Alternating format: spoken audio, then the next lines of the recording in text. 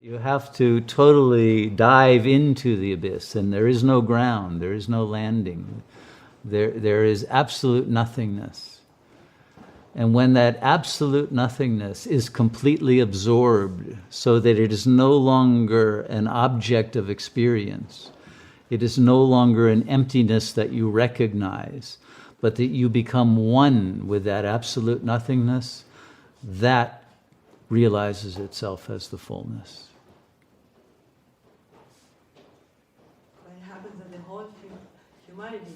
I mean, we are all walking.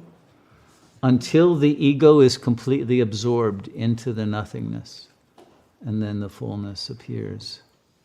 But that's its paradoxical, invert, and implicate order.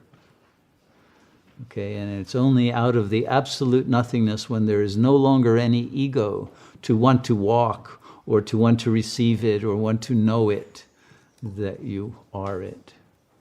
But if there is any duality, that gap keeps it from appearing. It never appears as an object, right? It's not a treasure house you open up and say, look at all the gold I have. No, you are the gold of the treasure, but you cannot perceive it, not with any senses. It can only be the realization that arises out of the absolute depth of consciousness itself.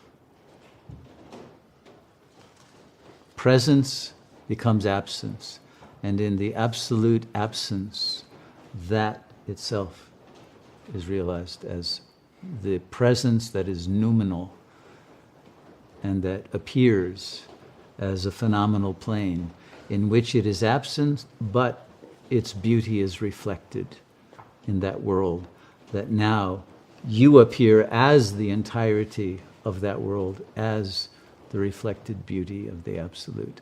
But you are not the enjoyer of it any longer. You have been completely dissolved into it. That's liberation. It's not everyone's cup of tea.